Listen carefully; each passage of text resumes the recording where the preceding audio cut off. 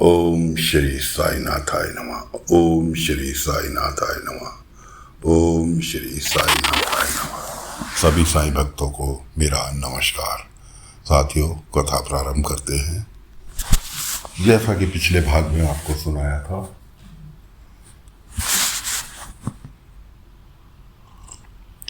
कि कुलकर्णी का बहन हुई बाबा की शरण में पहुंच गया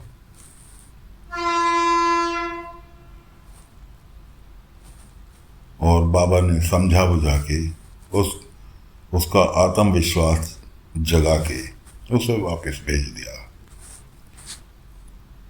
कुछ असल में उसके साथ में परेशानी ये थी, उसको हेजिटेशन थी, वो कुछ बोलना भी चाहकर नहीं बोल पाता था और इसीलिए उसकी कुलकर्णी की बहन उसको दबा के रखती थी।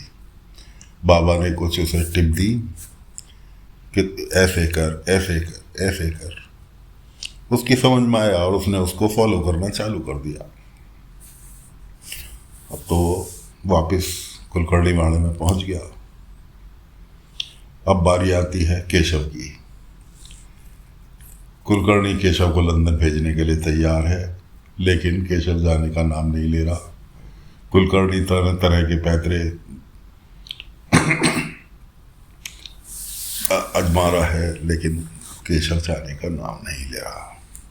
अब कुलकर्णी ने नया पैतरा खेला। ग्रामाफोन जो दिलाया था, अपने आदमियों से कहा कि केशव की नज़र बचा के जैसे ही साईं इसके आगे से गुजरे उसे तोड़ देना, क्योंकि केशव की निगाहें साईं पर होंगी तो साईं के प्रति जब तक इसके मन में नफरत नहीं भरेगी तब तक ये लंदन जाने का नाम नहीं लेगा। उधर रुक्मणी भी घर पर नहीं है, वो अपने पीहर गई हुई है। इसलिए कुलकर्णी चाहता है कि मिनट से पहले केशव को लंदन रवाना कर दे। कुलकर्णी के आदमियों ने वही काम किया। गांव के बीच में ले जाके उसका ग्रामोफोन रखा और जैसे ही बाबा वहाँ से गुजरे तो केशव की निगाहें तो बाबा पर थी, क्योंकि वो लगाव बहुत था केशव का बाबा के साथ। उन्होंने उसका ग्रामोफोन तोड़ दिया और कहा कि साईं ने अपने जादू से उसे तोड़ दिया, क्योंकि साईं ने 2 दिन पहले अभी गांव वालों को डांटा था कि सब अपने अपने काम करो, काम के टाइम में काम, मनोरंजन के टाइम में मनोरंजन। उसने कुलकर्णी के आदमियों ने, संता पंता ने इस चीज़ का फ़ायदा उठाया और केशव के दिमाग में भर दी। केशव रोता हुआ अपने घर पहुंच गया, ग्रामाफोन टूटा हुआ पड़ा हुआ वहीं छोड़कर। उधर जीपरी वहाँ थी। जीपरी की बहस हुई कुलकर्णी के आदमियों से कि साईं ऐसा कर ही नहीं सकता, मैं अभी साईं को बुला कर लाती हूँ। वो साईं को बुलाने के लिए द्वारका माई चली गई। द्वारका माई में दूसरा मंजर चल रहा था। श्यामा के जो बच्चा था उसका पैर लोटे में फंस गया, वो निकाले से नहीं निकल रहा था। वो बाबा के पास ले आए, बाबा भी प्रयास करते रहे, नहीं निकलना। जीपरी ने देखा कि अभी तो कुछ कहना सुनना बेकार है कि साईं दूसरे काम में लगे हुए हैं। खैर, जब बाबा ने देखा कि लोटा आसानी से नहीं निकलेगा तो बाबा ने सीधे ऊपर वाले को याद किया और लोटा सेकंडों में पैर से बाहर। तब जाके जीपरी ने बताया कि ऐसे ऐसी तुम्हारा नाम लेने के तुमने उनका बाजा तोड़ दिया। बाबा गए उनके साथ, जाके देखा तो टूटा पड़ा था। बाबा ने उसे फिर वैसे ही व्यवस्थित कर दिया, क्योंकि पीसो पार्ट में रहता है ग्रामोफोन, तो के उसका भोंपू अलग और मशीन अलग। बाबा ने फिर उसको जाके वैसे सही व्यवस्थित कर दिया।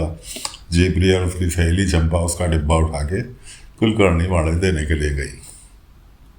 वहाँ केशव के लंदन जाने की तैयारी हो रही है। जीपरी ने सुन लिया, उसने आके पूरे गांव के बच्चों को बता दिया। इधर दूसरी कथा प्रारंभ होती है, दूसरा वाकया पेश आता है बाबा के चमत्कार का। कुलकर्णी वाड़े में जो लेडीज काम करती थी, कुलकर्णी वाड़े से तो उसकी नौकरी छूट गई, क्योंकि उसने अपने आदमी को खरी खोटी सुना दी थी, इसलिए कुलकर्णी ने उसे नहीं रखा। अब वो कैसे जैसे तैसे करके अलग अपना गुजर बसर कर रही थी। उसकी एक बेटी थी, तो वो बेटी को कह के गई कि देख मैं काम से जा रही हूँ, खाना बना के रख दिया है, टाइम से खा लेना, लेकिन खाने से पहले गणपति बापा घर में बैठे हैं, उनका भोग लगा देना, उसके बाद खाना। और छोटी सी बच्ची 6-7 साल की, उसने कहा हाँ भाई गणपति बापा खाते ही होंगे। उसे भूख लगी, उसने खाना निकाला, थाली में लगाया और गणपति बापा के आगे रखी आई। मंदिर में, मंदिर बना रखा था पूजा स्थान, वहाँ रखी आई। अब बार बार देख के आए, उन्होंने तो खाया ही नहीं, अभी तो खाया ही नहीं, वो नहीं खाया तो कैसे खा ले, वो नहीं खाया तो कैसे खा ले।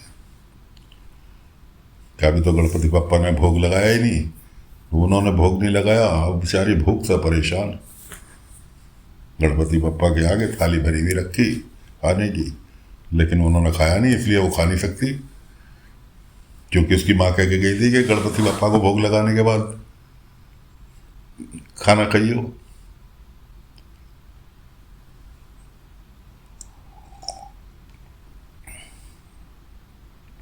इतने में बाबा भिक्षाटन के लिए निकले हुए उसके द्वार पर आए कि भिक्षा दे माई। निकल के आई, साईं माँ तो है नहीं और भिक्षा तो मैं आपको दूंगी, लेकिन पहले गणपति बापा तो भोग लगा ले। माँ कह के गई थी कि गणपति बापा भोग लगा लें, तब तो खाना खा लियो, मुझे भी बहुत जोर की भूख लग रही है, बताओ मैं कैसे खाऊं। बाबा ने कहा भाई ये तो बच्ची हट पकड़ बैठी। बाबा ने कहा तू देख क्या, एक बार दोबारा देख क्या, शायद खा लिया हो।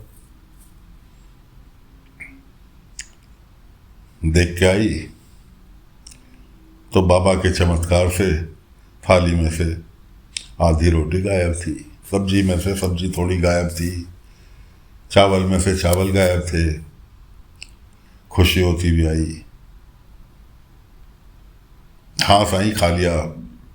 बाबा ने कहा अब तू भी खा ले। नहीं साईं मैं बाद में खाऊंगी, पहले आपको तो दे दूं। उसने ला के बाबा को भिक्षा दी, उसके बाद खुद खाना खाया। तो दोस्तों ये था बाबा का चमत्कार।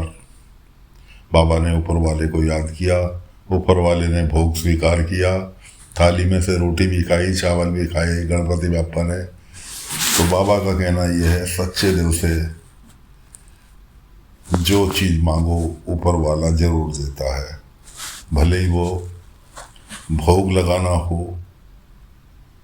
दोस्तों शिरडी तो आप मेरे हिसाब से कम जितने लोग कथा सुन रहे हैं 70% अवश्य गए होंगे।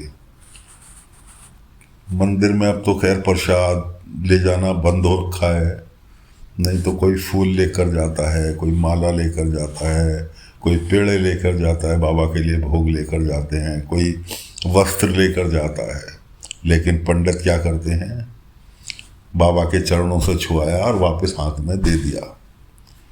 दोस्तों कभी सच्चे दिल से बाबा से कहकर देखना, प्रसाद ले जाते समय मंदिर में, शिरडी के मंदिर में प्रसाद ले जाते समय कभी सच्चे दिल से कह के देखना कि बाबा मैं जो लाया हूँ या मैं जो लाई हूँ इसे स्वीकार करो।